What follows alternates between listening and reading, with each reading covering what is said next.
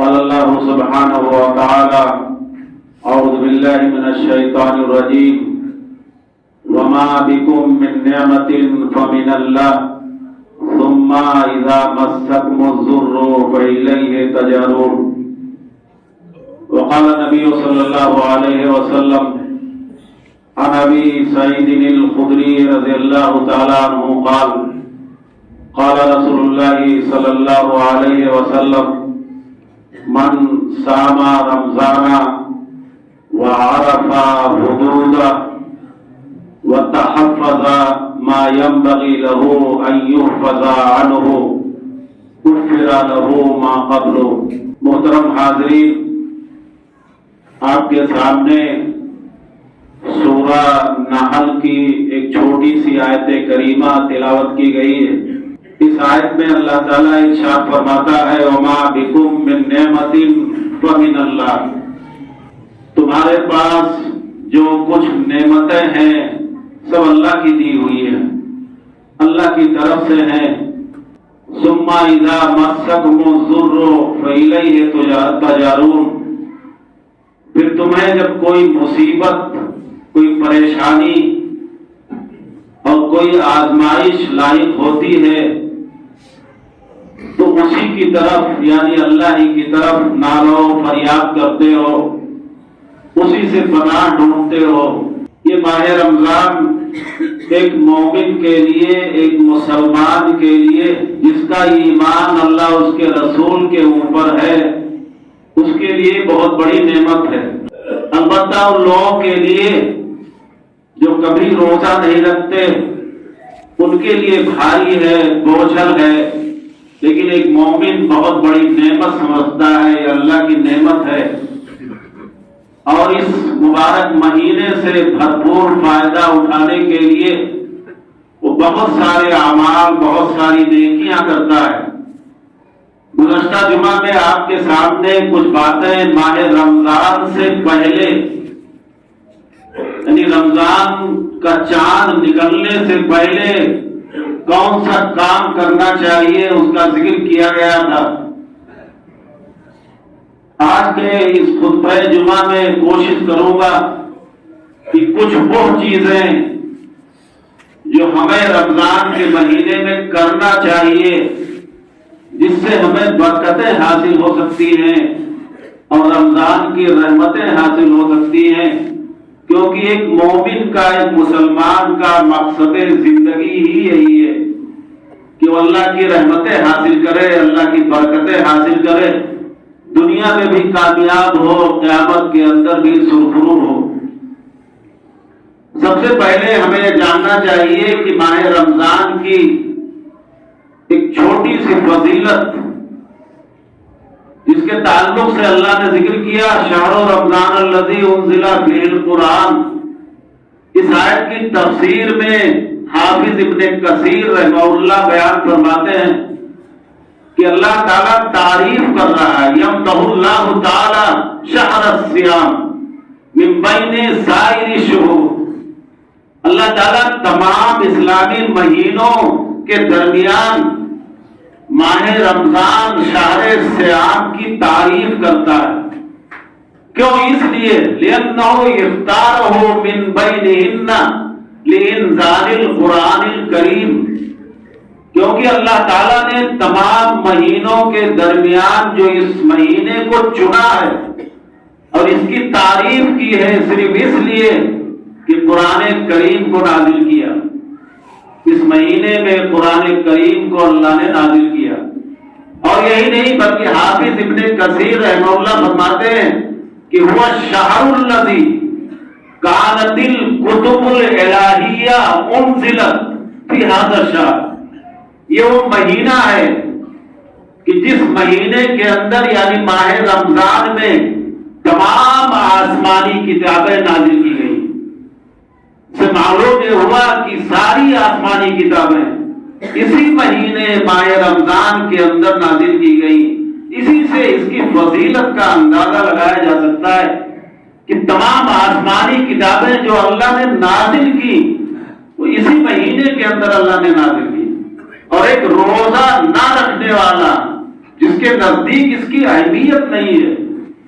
آپ جان لیں کہ ایک معمولی عذاب نارے جہنم میں، جہنم کے اندر اس کو ایک معمولی عذاب ہوگا. اس کے تعلق سے حضرت ابو ہریرہ رضی اللہ تعالیٰ عنہ فرماتے ہیں کہ اللہ کے رسول نے فرمایا کہ اِنَّ أَعْوَلَ أَعْلِ النَّارِ عَذَابًا يَوْمَ الْقِيَامَةِ رَجُلٌ عَلَىٰ أَخْمَصِ قَدَمَيْهِ جَمْرَةً.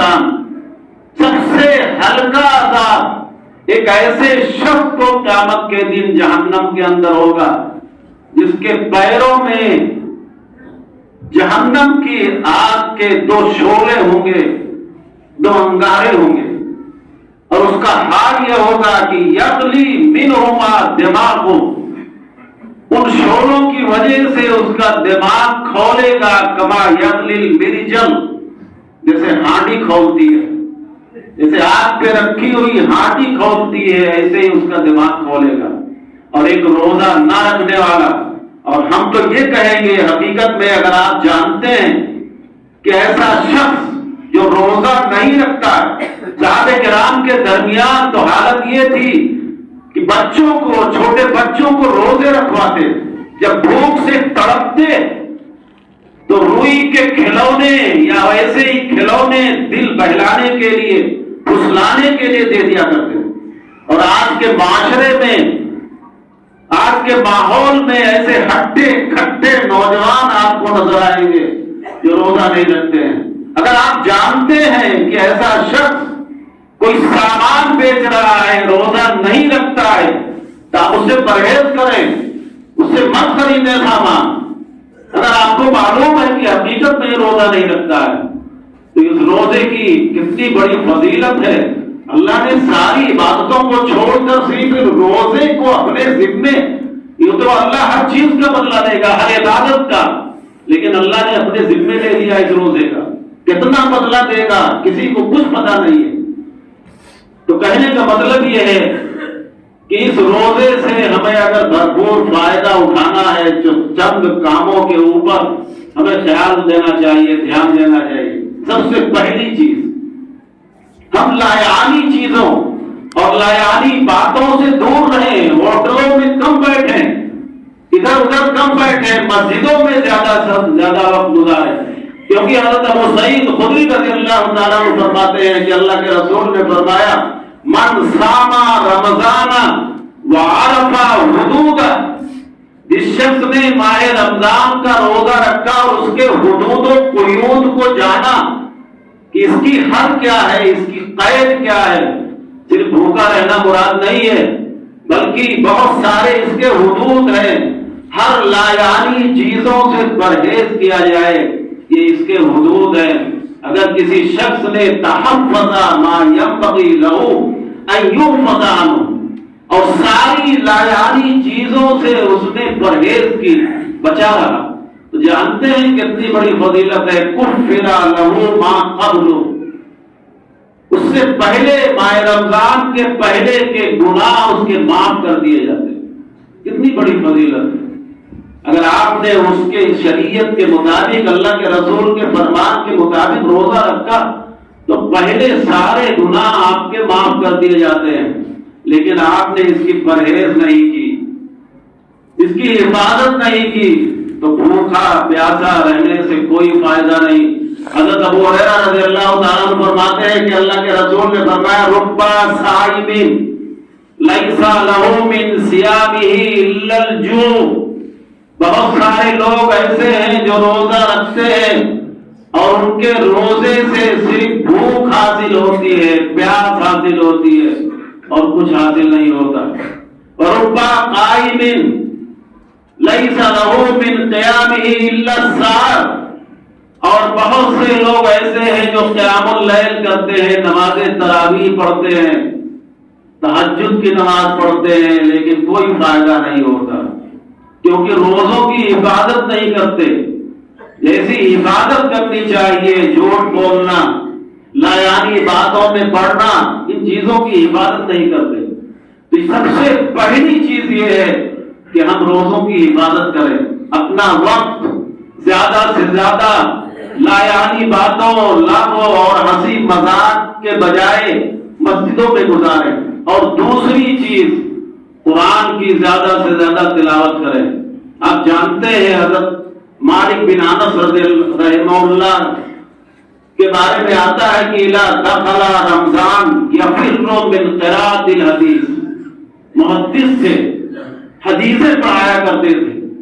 امام مالک مشہور امام، ان کے بارے میں آتا ہے کہ جب رمضان ماہ رمضان داخل ہوتا یفر من قراءۃ الحدیث ومجالسۃ لأہل العلم، تو حدیث پڑھنا اور پڑھانا بند کر دیتے۔ حالانکہ حدیث پڑھنے اور پڑھانے کی بڑی فضیلت، لیکن بند کر دیتے ماہ رمضان میں، علماء کی مجلسوں میں نہیں بیٹھتے، چاہے کہ ہوٹلوں، دکانوں اور مسجدوں کے سامنے بیٹھ کر کے گپ اڑانا، علماء کی مجلسوں میں بیٹھنا چھوڑ دیتے۔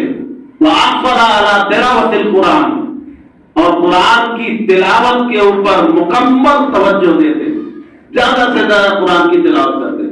اور یہی نہیں بلکہ حضرت سفیان ثوری رحمہ اللہ، ان کے بارے میں آتا ہے کہ جب ماہ رمضان داخل ہوتا ترکا جمیع العبادات، تو تمام چیزیں، تمام کام چھوڑ دیتے اور تلاوت قرآن کے اوپر توجہ دیتے۔ تو تلاوت قرآن کی بہت بڑی فضیلت ہے۔ یہ آپ ایک مومن سمجھ سکتا ہے، ایک مسلمان سمجھ سکتا ہے کہ قیامت کے دن 3 شفاعتیں، 3 سفارشیں یہ قرآن کرے گا ایسے شخص کے لیے جو پڑھتا ہے، تلاوت کرتا ہے ماہ رمضان کے اندر خصوصی طور پر۔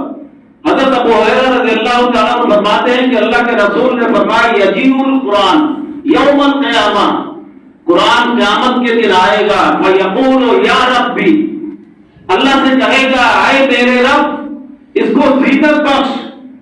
قرآن کہے گا کہ اللہ اسے زینت بخش۔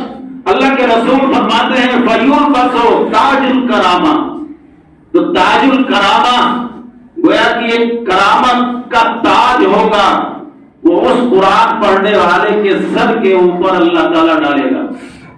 پھر وہ دوسری شفاعت کرے گا، کہے گا یا اللہ زد، یا ربی زد ہو، اے اللہ اور مزید اسے زینت دے۔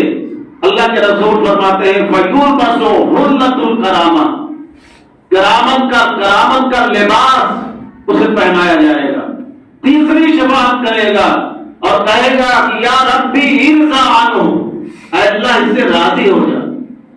اب اس سے بڑی خوش نصیبی اور کیا ہے، اس سے بڑی نعمت کیا ہے کہ کہے گا کہ اللہ اس سے راضی ہو جا۔ اللہ کے رسول فرماتے ہیں اس تلاوت کرنے والے کے لیے فیقال لہ، کہا جائے گا اقرا ورقا وتزاد بكل آیۃ حسنہ، پڑھتا جا اور بلندیاں چڑھتا جا، گویا کہ درجات اس کے بلند ہوتے جائیں گے۔ یہ 3 شفاعتیں اللہ کرے گا، وہ قرآن کرے گا۔ اور تیسرا کام گویا کہ تلاوت کے بعد نماز تراویح کا اہتمام کرنا۔ آج ہم نے فضیلتیں بھلا دی ہیں، آدھا گھنٹہ، پون گھنٹہ، 1 گھنٹہ ہمیں کھڑا ہونا بڑا بھاری پڑتا ہے۔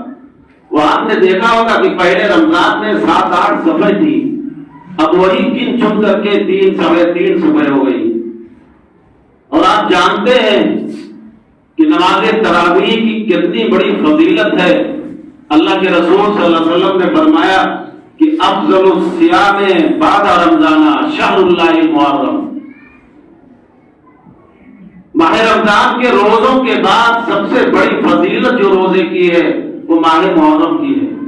وَأَفْضَلُ الصَّلَاةِ بَعْدَ الْمَكْتُوبَةِ صَلَاةُ اللَّيْلِ، اور فرض نماز کے بعد اگر کسی نماز کی فضیلت اور اللہ کے یہاں جو قدر ہے وہ تراویح یا قیام اللیل سب ایک ہی نماز کے نام ہیں۔ یوں اس کے اندر اختلاف ہے، لیکن حقیقت میں یہی ہے کہ سب ایک ہی نماز کے یہ نام ہیں۔ تو گویا کہ قیام اللیل یا نماز تراویح کی اتنی بڑی فضیلت ہے۔ اور یہی نہیں بلکہ اللہ کے رسول صلی اللہ علیہ وسلم نے ایک گارنٹی دی ہے۔ اب کتنی بڑی فضیلت ہے کہ حضرت ابو ذر غفاری رضی اللہ تعالیٰ عنہ فرماتے ہیں من قام مع الامام حتی ینصرف کتب لہ قیام لیلۃ، اگر کوئی شخص نماز تراویح امام کے ساتھ با جماعت پڑھ لے، گویا کہ فطر سمیت با جماعت نماز کو پڑھ لیتا ہے۔ اب یہاں ایک مسئلہ واضح کر دینا چاہتا ہوں، بہت سارے علماء نے اپنے گھروں میں بتا رکھا ہے کہ عورتوں سے خاص طور سے کہ اگر نماز تراویح وہ پڑھتی ہے تو وتر نہ پڑھے، بلکہ 8 رکعت نماز تراویح پڑھنے کے بعد چلی جائے، اور بہت سارے لوگ بھی ایسا کرتے ہیں۔ اللہ کے رسول صلی اللہ علیہ وسلم نے فرمایا کہ من قام مع الامام حتی ینصرف، جو شخص، یہ ترمذی کی روایت ہے، صحیح روایت ہے، جو شخص امام کے ساتھ نماز تراویح پڑھے یہاں تک کہ امام واپس ہو، اور ظاہر سی بات ہے کہ امام نماز تراویح کے ساتھ وتر پڑھا کر کے ہی واپس ہوگا، اس کے لیے یہ فضیلت ہے۔ گویا کہ نماز تراویح کے ساتھ نماز وتر پڑھنے والے کے لیے یہ فضیلت ہے کہ کتب لہ قیام لیلۃ، پوری رات نماز پڑھنے کا ثواب ملے گا۔ اب اگر ہم نماز تراویح 8 رکعت پڑھتے ہیں لیکن نماز وتر امام کے ساتھ نہیں پڑھتے تو یہ فضیلت ہمیں حاصل نہیں ہوگی۔ یہ تمام علماء چاہے جو بھی کوئی ہو سب کا اس کے اوپر اتفاق ہے، نماز وتر ہمیں پڑھنا چاہیے امام کے ساتھ۔ اب جن لوگوں کے دماغ میں یہ ہو کہ اگر ہم نے نماز وتر پڑھ لی اور اللہ نے ہمیں توفیق دی کہ 2:30-3 بجے یا ہم کسی بھی وقت اٹھ کر کے نفلی نمازیں پڑھتے ہیں تو نہیں پڑھ سکتے، یہ غلط فہمی ہے کہ نماز وتر اگر ہم نے شروع میں امام کے ساتھ پڑھ لی تو پھر کوئی نفلی نماز ہم نہیں پڑھ سکتے ہیں، یہ غلط ہے آپ کی سوچ۔ ہم پڑھ سکتے ہیں، ہاں آپ کی نیت میں یہ نہ ہو کہ ہم نماز تہجد پڑھ رہے ہیں، کیونکہ نمازیں ایک ہی ہیں۔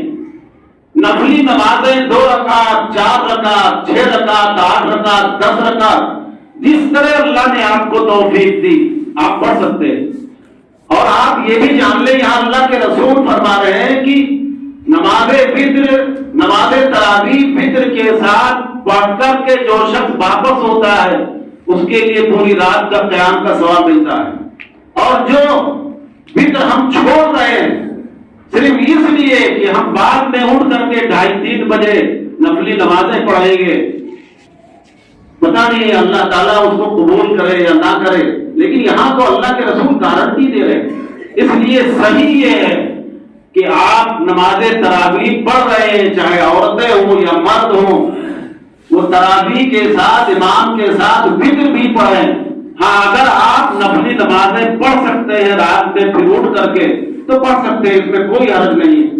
البتہ وہ وتر جو آپ نے پہلے پڑھی ہے وہ آپ کی نماز آخری نماز مانی جائے گی، اور پھر بعد میں آپ وتر نہیں پڑھ سکتے، کیونکہ اللہ کے رسول نے فرمایا وتران فی لیلۃ، ایک رات میں 2 وتر کی نماز نہیں ہے۔ اب بہت سے لوگ یہ کہیں گے کہ اللہ کے رسول نے فرمایا کہ اجعلوا آخر صلاتکم وترا، اپنی آخری نماز وتر بناؤ۔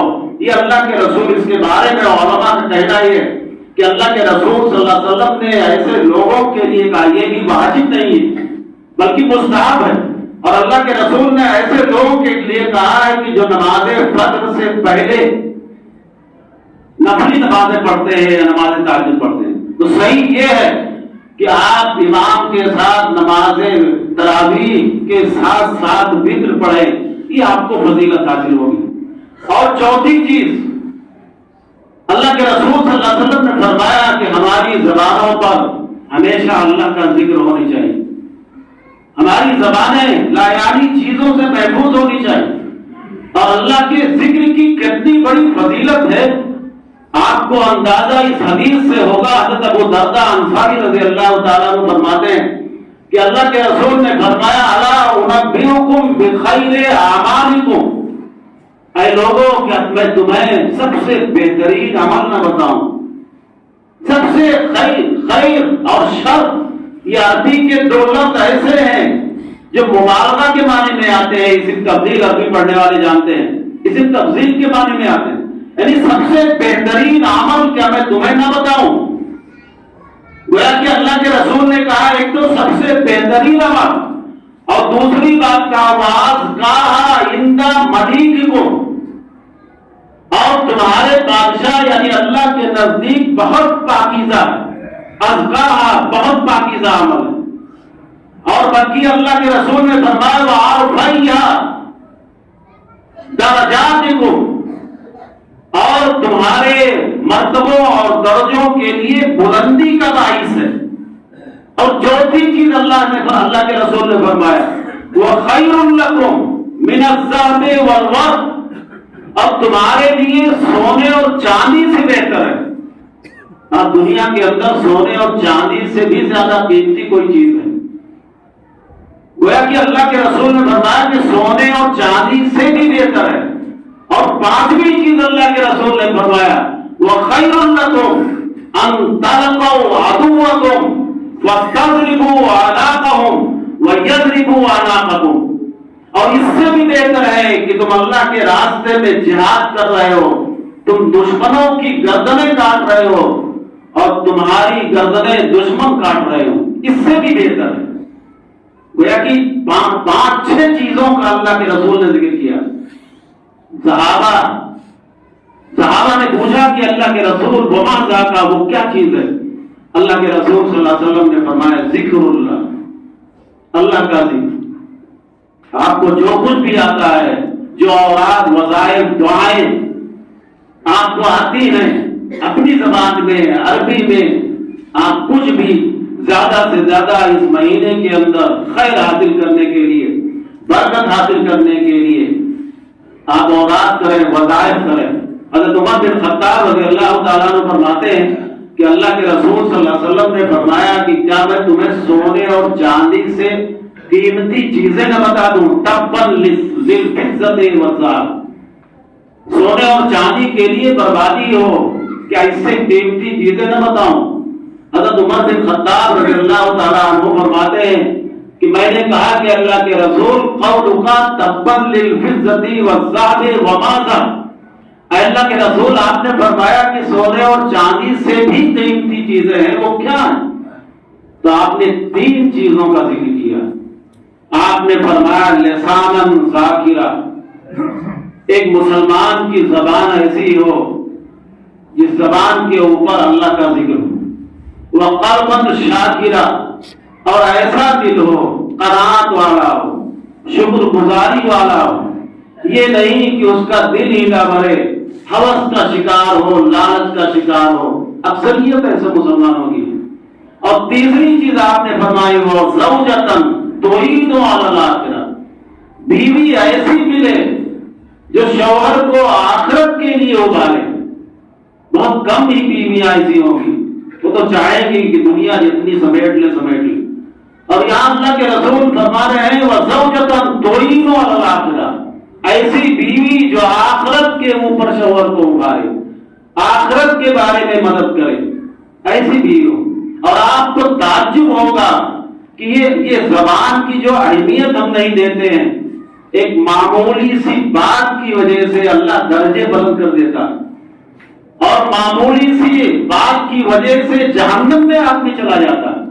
حضرت ابو ہریرہ رضی اللہ تعالیٰ عنہ فرماتے ہیں کہ اللہ کے رسول نے فرمایا ان العبد لا يتكلم بالکلمہ من رضوان اللہ، بندہ کبھی کوئی بات لا یلقی لہا بالا، کبھی کوئی بات ایسی لاپرواہی سے کہہ جاتا ہے اور جس سے اللہ اتنا خوش ہوتا ہے کہ یرفعہ اللہ درجات، اللہ اس کی بلندیاں، اس کے مرتبے بلند کر دیتا ہے، اس کے درجات بلند کر دیتا ہے۔ اور کبھی ایسا ہوتا ہے ان العبد لا يتكلم بالکلمہ من سخط اللہ لا یلقی لہا بالا، کبھی ایسا ہوتا ہے کہ انسان اپنی زبان سے لاپرواہی میں ایسی بات اللہ کی ناراضگی بول لے لیتا ہے کہ یہ بھی فیہا جہنم، جسے جہنم میں چلا جاتا ہے۔ اسے معلوم ہوا کہ ہم اپنی زبان کے اوپر خاص طور سے اس ماہ رمضان میں اپنی زبان کے اوپر اللہ کا ذکر زیادہ سے زیادہ، اور وقت کی قدر کیجیے، وقت کی بڑی اہمیت ہے۔ خاص طور سے اس مہینے کے اندر موبائلوں سے دور رہیے، بہت چیزوں سے دور رہیے۔ کیا موبائلوں کے اندر جو تصویریں دیکھتے ہیں، اللہ کے رسول نے فرمایا کہ کسی کی نگاہ اچانک کسی غیر کے اوپر پڑ جائے، غیر عورت عورت کے اوپر تو اس کو ہٹا لیں. اور یہ موبائل کے اوپر جو ہم فحش چیزیں یا بہت ساری تصویریں جو دیکھتے ہیں کیا جائز ہے ہمارے؟ اور خاص طور سے اس ماہ رمضان کے اندر وقت کی قدر کیجیے، کیونکہ کہا جاتا ہے یقالو من علامت البخت ضیاء الوقت، بدبختی کی علامت یہ ہے کہ وہ شخص سب سے بڑا بدبخت ہے جو وقت کو ضائع کر رہا ہے. اور ابن باز رحمہ اللہ اپنے شاگردوں سے کہا کرتے تھے، وہ کہتے تھے کہ برکت الوقت فی تنظیمی، اگر کوئی شخص وقت کی برکت حاصل کرنا چاہتا ہے تو اس کو منظم کرے، اس کو باقاعدہ انتظام کے ساتھ فلاں وقت ہمیں یہ کرنا ہے، فلاں وقت یہ کرنا ہے، فلاں وقت یہ کرنا ہے، اس کو منظم کہتے ہیں اگر وقت کی برکت ہو چاہتا. اور امام طبری رحمہ اللہ فرماتے تھے کہ رؤوس النعم ثلاثہ، نعمتوں کی اہم نعمتوں کی 3 قسمیں ہیں. سب سے بڑی نعمت یہ ہے نعمت الاسلام، اسلام کی نعمت، اللہ نے ہمیں مسلمان بنایا. اور دوسری نعمت نعمت الصحت، صحت کی نعمت، فراغت کی نعمت، ہمیں خالی وقت ملا ہے، ہم اس خالی وقت سے فائدہ اٹھائیں. اور ایک 5ویں چیز، ہم اس مہینے کے اندر زیادہ سے زیادہ صدقہ تو خیرات کریں. اگر اللہ تعالیٰ نے ہمیں دے رکھا ہے، ہم اپنی آمدنی کے مطابق غریبوں کا خیال رکھیں، کیونکہ اللہ کے رسول صلی اللہ علیہ وسلم سے زیادہ سخی حضرت عبداللہ بن عباس رضی اللہ تعالیٰ عنہ فرماتے ہیں کہ اللہ کے رسول صلی اللہ علیہ وسلم سے زیادہ سخی کوئی نہیں تھا. اور خاص طور سے ماہ رمضان کے اندر اللہ کے رسول اس طرح سخاوت اور صدقات کرتے تھے کہ جیسے تیز و تند ہوا کوئی گھر نہیں چھوڑتی ہے اور گھر میں پہنچتی ہے، اسی طرح اللہ کے رسول صلی اللہ علیہ وسلم سخاوت کرتے تھے.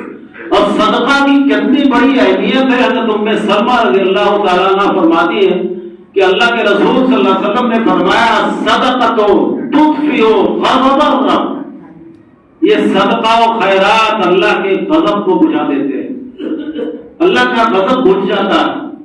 اور دوسری روایت میں اللہ کے رسول نے فرمایا کہ الصدقۃ تطفئ الخطیہ کما یطفئ الماء النار، صدقہ گناہ کو ایسے مٹا دیتا ہے جیسے پانی آگ کو بجھا دیتا ہے. اور تیسری روایت میں اللہ کے رسول نے فرمایا کہ الصدقہ تطفئ حر القبور، جہنم کے قبر کے عذاب اور اس کی گرمی کو یہ صدقہ ختم کر دیتا ہے. اور آپ کو اس پر بھی تعجب ہوگا کہ قیامت کے دن جب کوئی سایہ نہیں ہوگا تو یہ صدقہ ایک سائے کی طرح آپ کے سر کے اوپر رہے گا، یہاں تک کہ عرش الہی کے نیچے آپ کو پہنچا دے گا.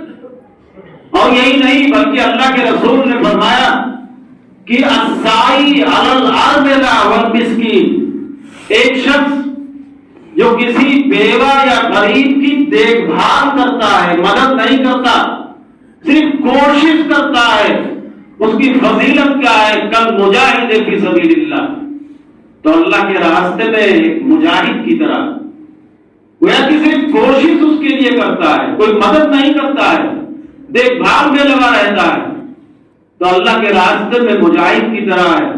اور بلکہ اللہ کے رسول نے فرمایا اب القائم اللیل اب الصائم النہار، راوی کو شک ہے کہ وہ اللہ کے راستے میں مجاہد کی طرح ہوتا ہے، یا آپ نے فرمایا کہ رات بھر، یا بعض لوگوں نے، بعض محدثین نے اس کی تفسیر کی ہے کہ پوری زندگی رات بھر قیام کرنے اور ہمیشہ دن میں روزہ رکھنے والے کے برابر ہوتا ہے.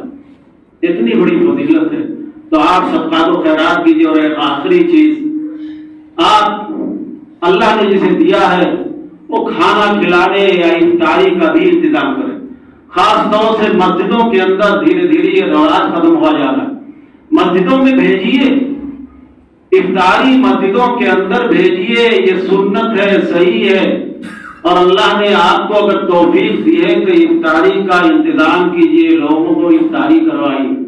کیونکہ اللہ کے رسول صلی اللہ علیہ وسلم نے فرمایا، حضرت صہیب بن سنان رومی رضی اللہ تعالیٰ عنہ فرماتے ہیں کہ اللہ کے رسول نے فرمایا اِنَّ خَيَارَكُمْ مَنْ أَطْعَمَ الطَّعَامَ وَرَدَّ السَّلَامَ، تم میں سب سے بہترین وہ ہے، سب سے اچھا وہ شخص ہے جو کھانا کھلائے اور سلام کا جواب دے۔ اور حضرت زید بن خالد جوہنی رضی اللہ تعالیٰ عنہ فرماتے ہیں کہ اللہ کے رسول نے فرمایا من فطر صائما فلہ مثل اجری، جس شخص نے کسی روزے دار کو افطاری کرایا تو ایک تو وہ خود روزہ رکھ رہا ہے، اس کا ثواب تو ہے ہی ہے، اور جس کو افطار کروایا ہے اس کے روزے کے برابر بھی اس کو ثواب ملے گا۔ بلکہ حضرت ابو سعید خدری رضی اللہ تعالیٰ عنہ فرماتے ہیں کہ اللہ کے رسول نے فرمایا ایما مومن اطعم مومنا علی جوع، اگر کسی مومن نے، کسی مسلمان نے کسی مسلمان کو بھوکے پر کھلا دیا، وہ بھوکا ہے اور اس کو کھانا کھلا دیا، تو اللہ کے رسول فرماتے ہیں اطعمہ اللہ من ثمار الجنہ، اللہ اسے قیامت کے دن جنتی پھل کھلائے گا۔ اور ظاہر سی بات ہے کہ جنتی پھل اسی وقت حاصل ہوگا جب ہم جنت میں جائیں گے، کیونکہ جہنم کے اندر جنتی پھل تو کھلائے نہیں جائیں، گویا کہ وہ جنت میں داخل ہوگا اسے جنتی پھل کھلایا جائے۔ اور آگے اللہ کے رسول نے فرمایا وَأَيُّمَا مُؤْمِنٍ سَقَىٰ مُؤْمِنًا عَلَىٰ زَمَئٍ، اگر کسی مومن نے کسی مومن مسلمان کو پیاسے ہونے کے اوپر پانی پلایا تو اللہ کے رسول نے فرمایا کہ سقاہ اللہ من الرحیق یوم القیامت من الرحیق المختوم، تو اللہ تعالیٰ اسے قیامت کے دن رحیق مختوم یعنی مہر بند شراب، وہ دنیاوی شراب نہیں جنتی شراب اللہ اسے پلائے گا۔ اور آگے اللہ کے رسول نے فرمایا من قسا مومنا علی عورن، اگر کسی شخص نے کسی مومن کو، اس کے پاس کپڑے نہیں ہیں، بے لباس ہے، اس کو لباس پہنا دیا تو کساہ اللہ من خضر الجنہ، اور ایک دوسری روایت میں من حلت الجنہ، تو اللہ تعالیٰ اسے جنت کا فاخرانہ لباس اللہ اسے پہنائے گا۔ تو یہ فضیلت ہے، تو ان کہی ہوئی باتوں پر ہم توجہ دیں اور اس ماہ مبارک سے بھرپور فائدہ حاصل کرنے کے لیے ہم ان چیزوں کا خیال رکھیں۔ اللہ تعالیٰ سے دعا ہے کہ اللہ تعالیٰ ہمیں صحیح عمل اور صحیح سمجھ کی توفیق عطا فرمائے۔ وآخر دعوانا الحمد للہ رب العالمین۔ اقول قولی ھذا واستغفر اللہ لي ولکم ولسائر المسلمین فاستغفروہ من کل ذنب انہ